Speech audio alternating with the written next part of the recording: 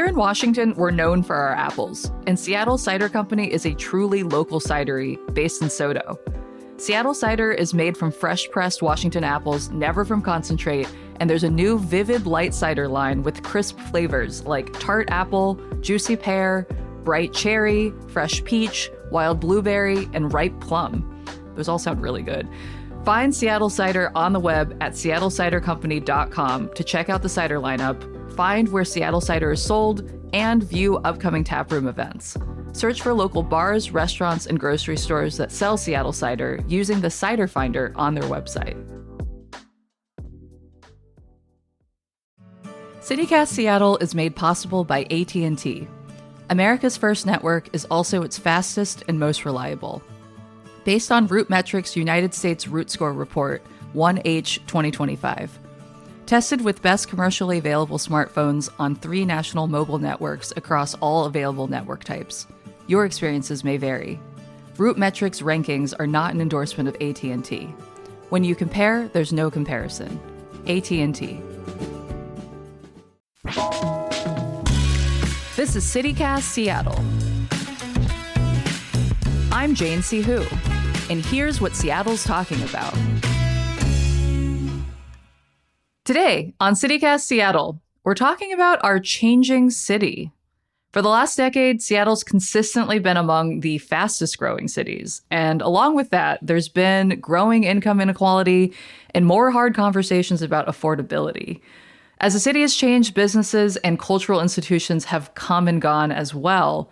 And here to talk about that, I have Cynthia Brothers, who is the founder of Vanishing Seattle, a media movement that documents and celebrates the disappearing institutions, small businesses, and cultures of Seattle. Welcome to the show, Cynthia. Hi, thanks for having me. And I also have creative producer Sam J Leeds. How's it going, Sam? Pretty good. I'm excited to talk with Cynthia today. Yeah.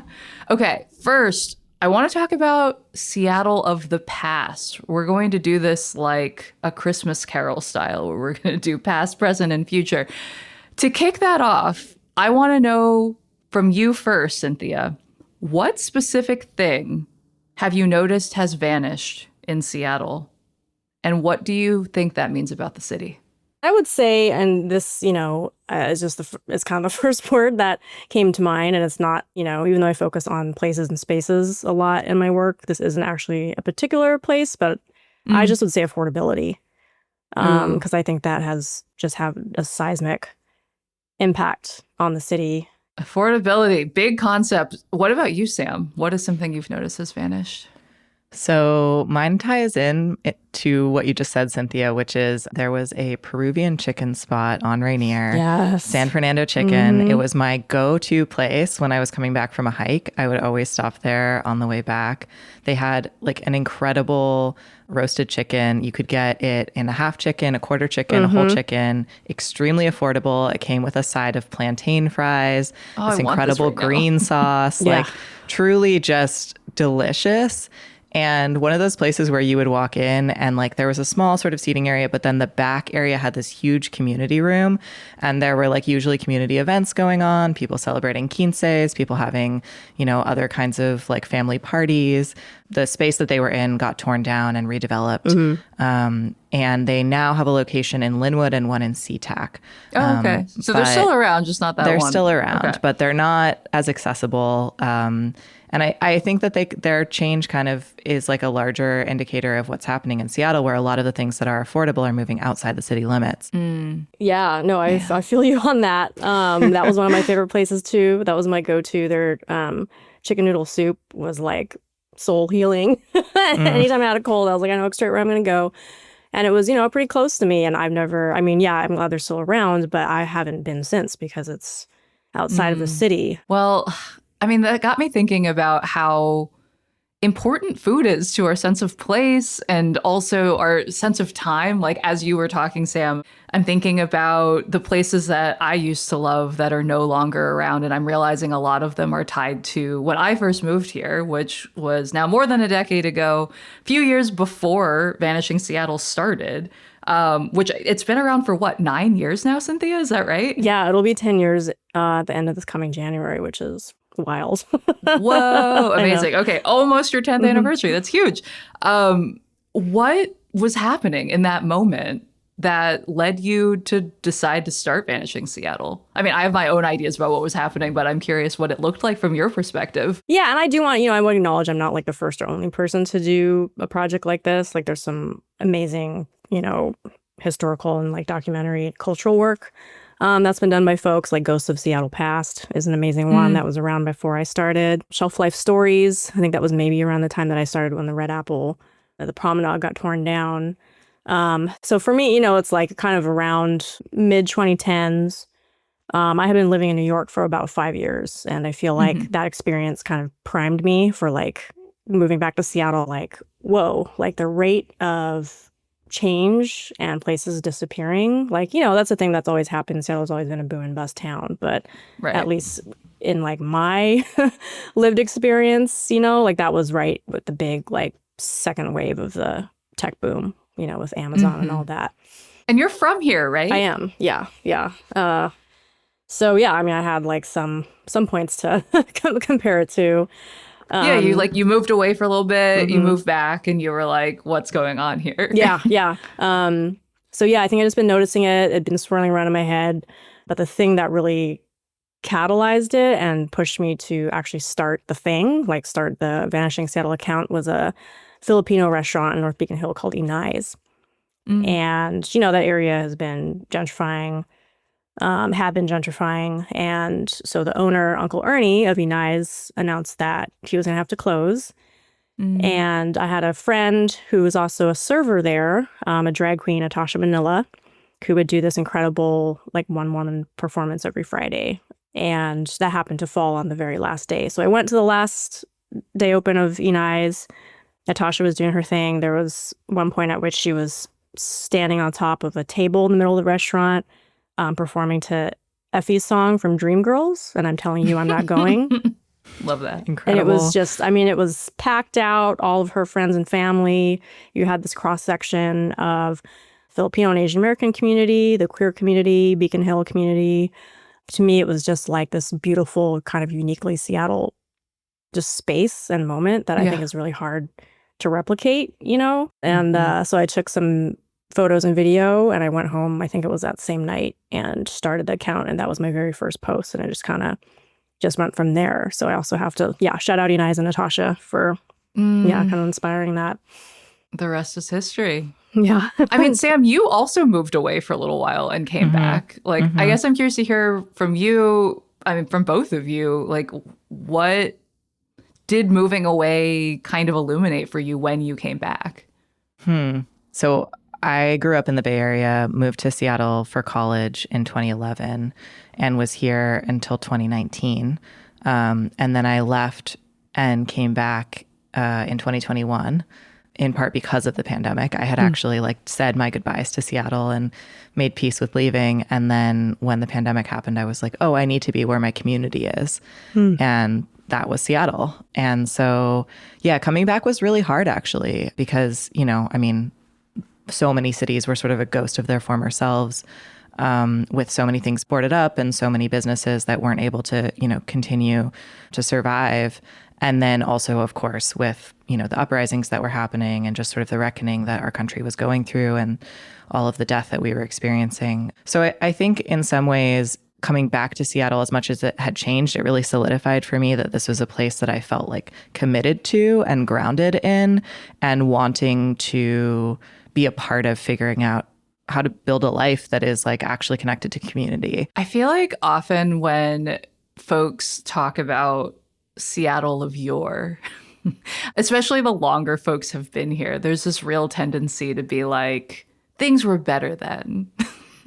So I feel like I want to ask both of you, has Seattle reached its peak? Like, did it already peak? Like, is Seattle over now? Oh boy. I mean, I do see this sentiment, pop up in, my comments and stuff. And I understand the feeling, it's kind of like, what fresh hell is going to be upon us today? What other music venue is closing? Like I had 20 people send me a text that Slim's Last Chance is closing. the Hereafter, Madame Lou's is closing this month too. The Shanty Tavern is closing. I feel like every year, even sometimes every day it seems there's like another crop of like, oh, this beloved place is, no longer. And I feel like it's been especially tough now. So I get that, reaction. What's going to be the final straw on the camel's back that you're going to be like, if this place closes, I'm done. But that's not the point of what I'm trying to do. And I don't want people to feel hopeless to throw up their hands. So yeah, it's kind of like maybe this repeated question to all of us as a city that's like, okay, what does this mean? What can we do about it?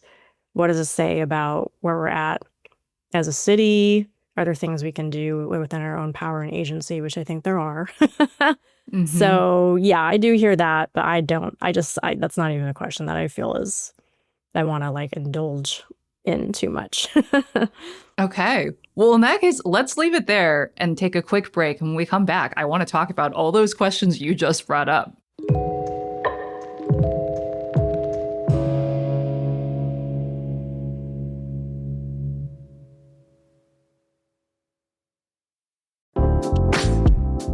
I've been making a point of getting out and visiting or revisiting spots that I don't go to every day in town. So this weekend, a friend and I did a little downtown outing, like we got lunch in Pioneer Square, and then we made our way to the Seattle Art Museum, one of Sam's 3 locations.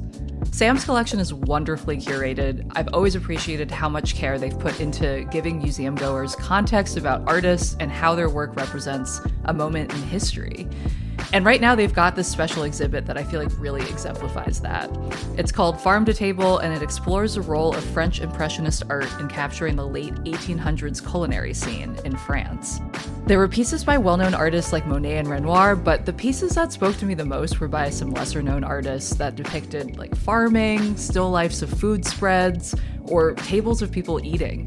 And it got me thinking about how what we eat, with whom we dine, and where that food comes from is always a reflection of wealth, class, and the current moment. Anyway, I highly recommend going to check it out. You can learn more about the exhibit and get tickets at visitsam.org/farm.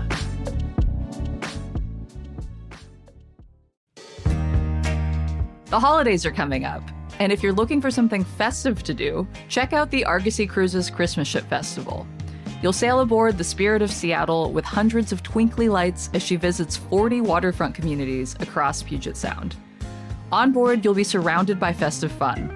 There are going to be live holiday choir performances, warm drinks, cozy indoor seating, gorgeous views, and even a visit from Santa.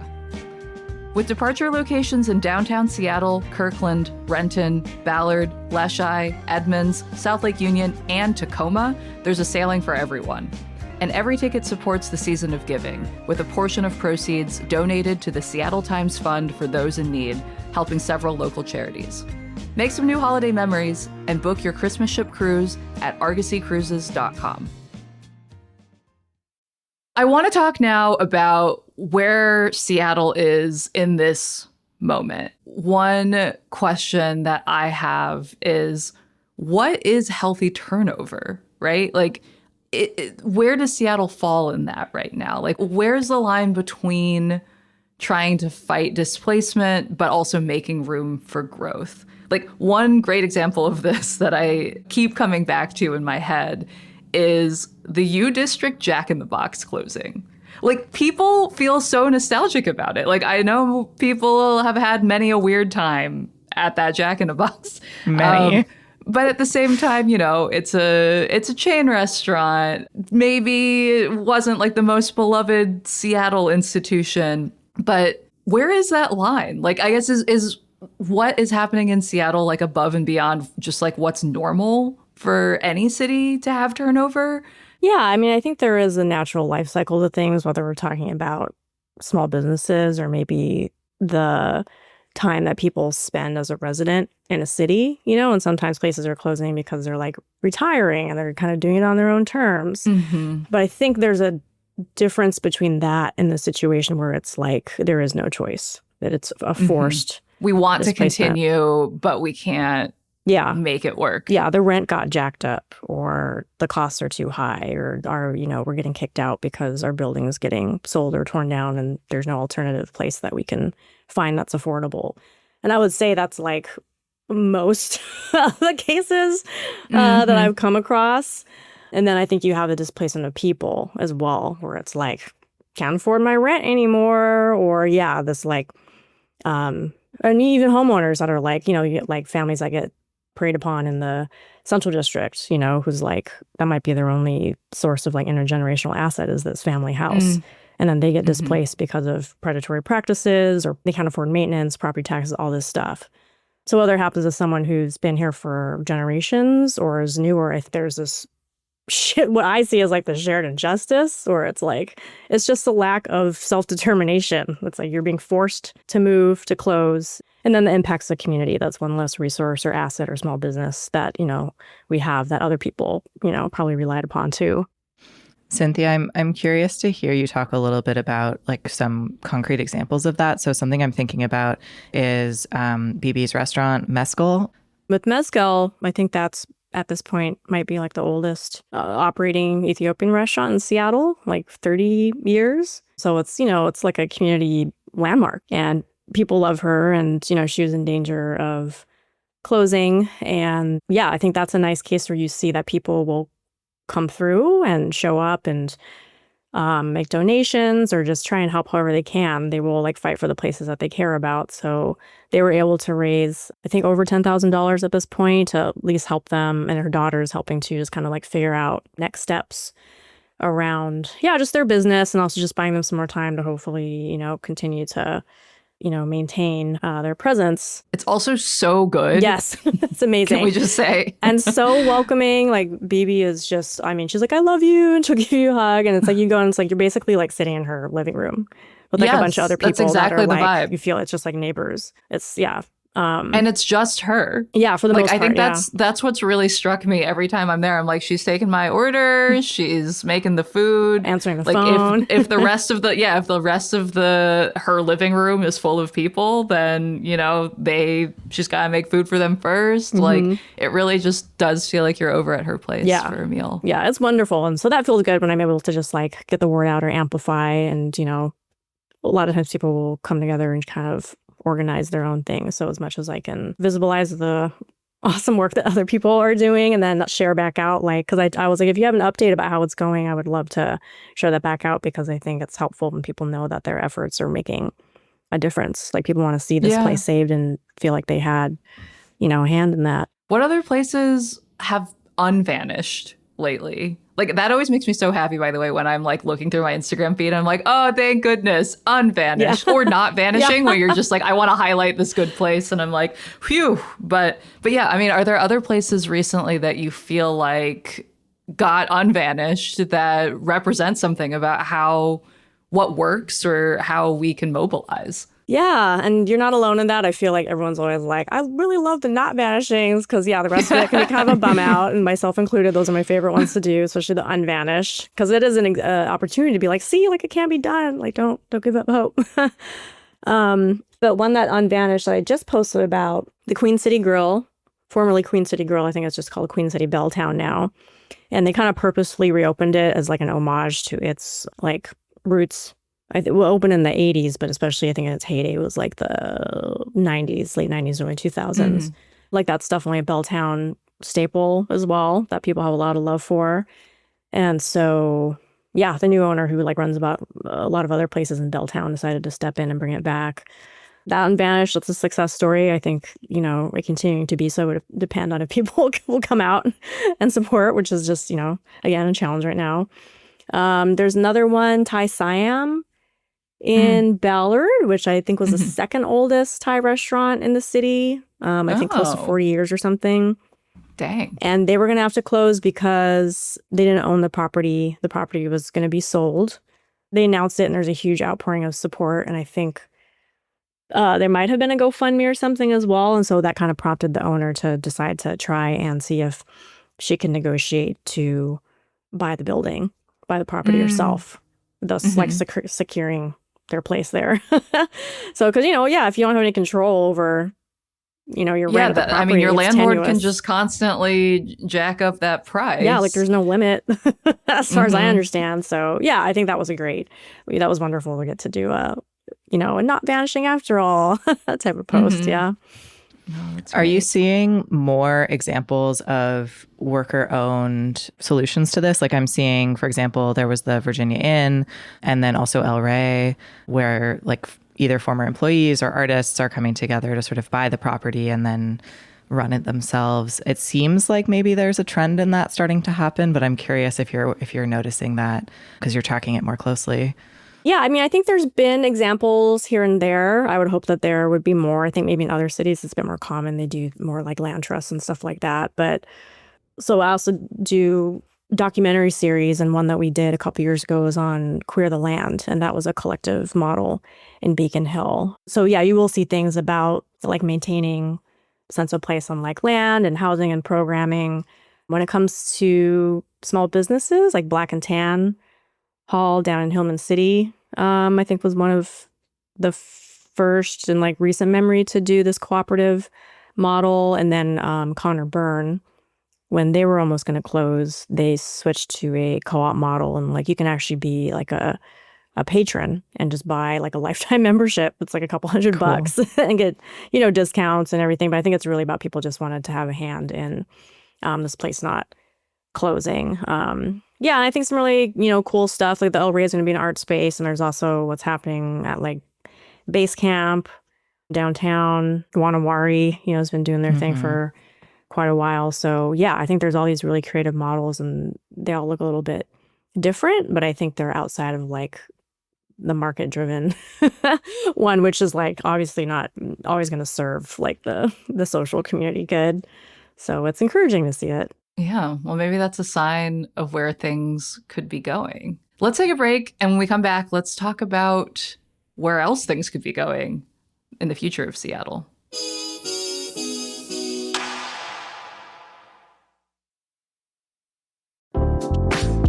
This holiday season, give your loved ones something they'll enjoy for years to come. An Aura frame. It's a gorgeous digital photo frame that you can preload with photos and videos. Mine currently has about 300 photos of my dog, Cookie. The app is super easy to use, and the image quality really impressed me. Plus, I was super pleased that it only took me a few minutes to set up. And I love that you can invite family and friends to share photos to your frame, too. For a limited time, save on the perfect gift by visiting auraframes.com to get $35 off Aura's best-selling Carver matte frames, named #1 by Wirecutter, by using promo code CityCast at checkout. That's auraframes.com, promo code CityCast. This deal is exclusive to listeners, and frames sell out fast, so order yours now to get it in time for the holidays. Support the show by mentioning us at checkout. Terms and conditions apply.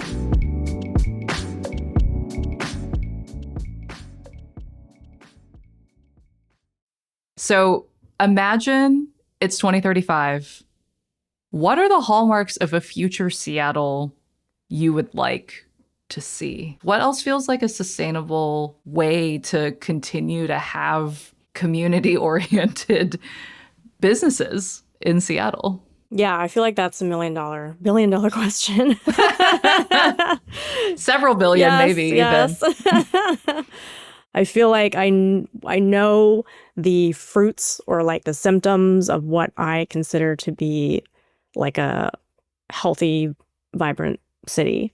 Some hallmarks and signs of that is like, are there affordable, accessible places for people to build relationships with one another, to create and enjoy art and music, to get the goods and services that they need, and to just like to organize and to be in community and build relationships with each other. And I feel like the danger is that they keep getting whittled away. And it's like, then how do people, get what they need, and how do they be in community with each other? Like, isn't that kind of the point? Especially people who are not just like them, not just from the same socioeconomic background, and not just like seeing all this like social stratification in these little pockets around the city. It's like, I think those places are increasingly rare. Like a Busch Garden, which was my Cheers, you could go in and it's like every different type of person and character is there, and they're gonna know your name, and you're gonna make a new friend, and you know, it really to me was like a kind of oasis, like a utopia. And I feel like there used to be a lot more places like that. So yeah, like I want a cheap to free place to hang out regularly that can feel like more of a third space. Like I feel like often what ends up happening when I am going out with folks is like we all have to pay a minimum of $30 to be somewhere where you're only expected to be there for maybe 2 hours. And there are even now places that have the signs up in the restaurant that are like, you can only have this table for 90 minutes or whatever. yeah, feels very New York. Yeah, Get out right now. And I get it though, right? Yeah, because it's like, you know, they need the turnover in business so that they can continue to pay the bills and still be a restaurant. But yeah, I mean, I feel like this loss of third places is this intangible loss where it's hard to know what we could have gained if we had more access to it, but it's also really hard to create. You know, it takes time. I think time and energy, and it's not something you can just like snap your fingers. And some of that again just comes through like the patina and the layers and the energy and the relationships over time. Yeah. One thing that I've been thinking about is how we're going to pull ourselves out of this. Like, I'm thinking about saving Meskel. And I mean, it's great that people pulled together, were able to pool some money. I feel like a lot of the people who were pooling money most likely were those who didn't necessarily have a ton to give, but there were plenty of people who were each able to give a little. I mean, in the long run, is that a sustainable model for this? Like, it just feels like every few weeks we have, you know, one more thing that we could be pooling our money for. I mean, I guess that's actually a complete understatement. I feel like every day there are like dozens of things that we could be giving our money to. Like, I don't know, what could we see as a longer term solution to all of this? Yeah, I mean, it feels like who doesn't have a GoFundMe at this point? And, you know, it's like a tool. It's a new health insurance, kind of. I know. Yeah. So, yeah, I do think it speaks to this kind of larger failure systemically, because it's kind of like, well, it falls on the burden, yet again, of people who don't have much money to spare, likely. I believe that, yeah, like we're going to have our own solutions and, you know, do some powerful stuff. But it's also like, dang, like, do we have to be the ones that are like, you know, paying into all these like fundraisers and GoFundMes and stuff? Like, yeah, there's just got to be another way. Yeah, I remember before the pandemic, like the city, I was like talking with them about doing like a legacy small business program to try and like acknowledge and protect like small businesses. And it was kind of like, well, at the end of the day, it's like, are there going to be resources? Is there money? Is it, right. You can't just have like a plaque, because there's so many places that are closed that it's like there's this little City of Seattle plaque that's like, this was a culturally important space, or like this was an art space, and it was just like, that's great. And I think people need to know and value that history. But it's like, at the end of the day, it's like if there's not protections from them around getting like booted out of the space on the landlord's whim, or they just can't keep up with the costs, you know? So I don't know, maybe there's models of how they do in other countries where they help subsidize, or it's just, you know, a lot of these are just problems of capitalism. So it's like, how do you tackle that larger beast, and in a way that just seems really, really tough and like, yeah, inequitable right now. Maybe something to leverage, though. I mean, speaking of capitalism, the World Cup is coming to Seattle next summer. And I feel like there's been so much talk lately, even though it is currently December, of what's going to be happening in 6 to 7 months. I mean, I know like the city is planning some projects to essentially like make the downtown a little bit nicer, a little bit more accessible. I wonder if that could be something that could also help businesses around town. I guess I'm also just thinking about like what businesses might be highlighted when folks are actually in town. Stuff close to the stadiums, maybe. I think if the New York Times coverage is any indicator, it will definitely be things that are close to the stadiums.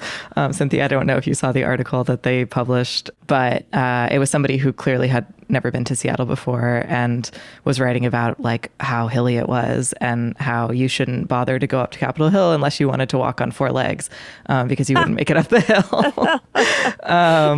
So I'll have to check that out. Yeah, it was a funny read, yes. For sure.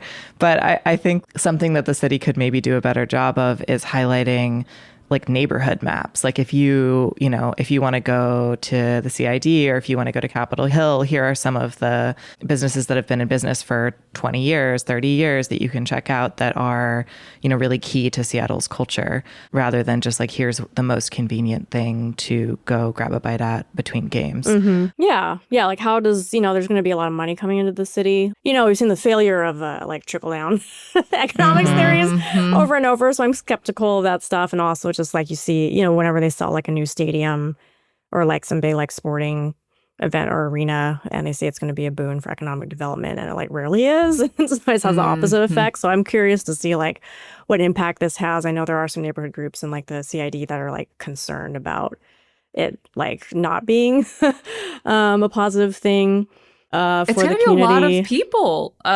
Like I think they're expecting, at least 75,000 people for games. So it's a lot of extra people to have walking around. Yeah, the so hopefully some district. of that those resources would go back into the community or to like local artists and folks who are just like, here holding it down every day, as opposed to, I don't know, just like a big kind of chamber of commerce type stuff.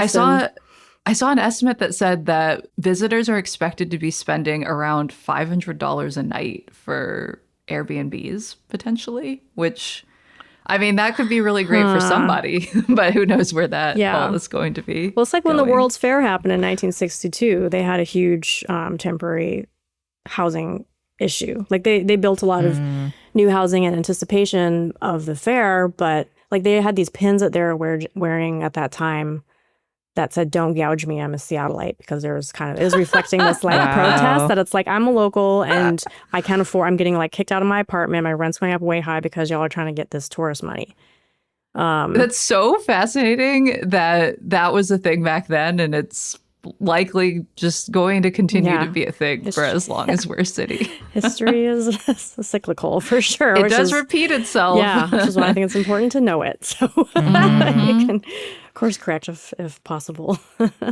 Well, I wanted to end by asking you all, as we're talking about the future here, what businesses need support this season that you all want to shout out to make sure they last forever and ever? Or maybe even ones that you just hope make it until, whatever, 30, 25. It's a long time from now.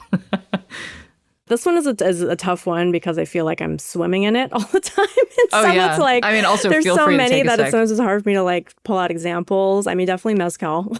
And so it's kind of like, what place doesn't need support? I mean, I think I'm very excited about Busch Garden. That is supposed to be coming back. Probably not in time then this year, but next year sometime.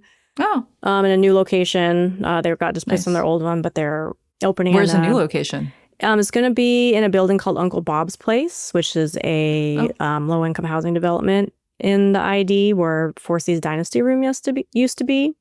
It was developed by Interim, and they wanted to purposefully like have the ground floor retail, be something that benefited the community.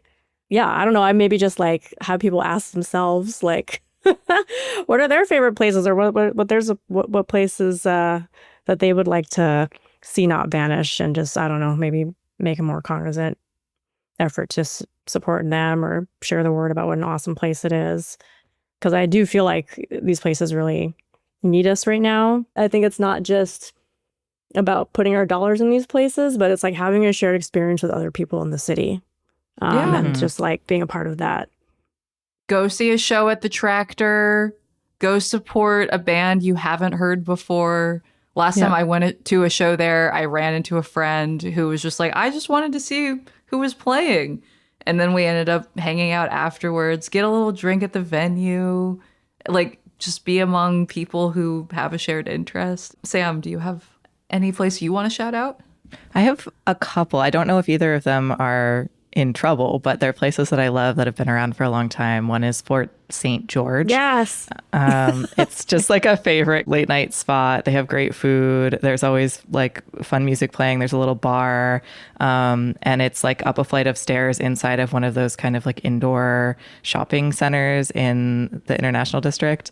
And then the other is more in my local neighborhood. It's called Shiki Sushi. And it's been around for many, many years. It's family owned.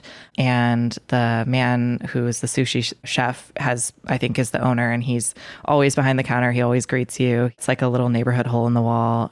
It's sushi, so it's kind of expensive, but even just getting a bowl of soup and like a roll or something. And now they've opened indoor seating again. And it feels very homey and nice to go hang out there with a book. So Cool. I want to go. So you sold it very well.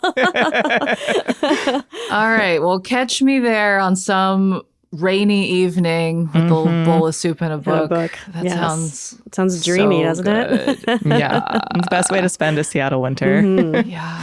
That's all for today here at CityCast Seattle. I'm your host, Jane C. Hu. Cynthia Brothers, thank you so much for joining us today. Yeah, I had a great time talking with you both. Appreciate you. Yeah. And Sam J Leeds, thank you for being here.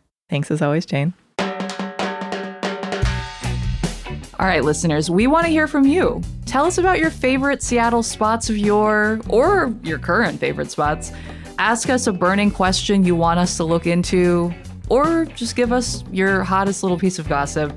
Shoot us an email at seattle@citycast.fm. You can also text us or leave us a voicemail at 206-880-3931.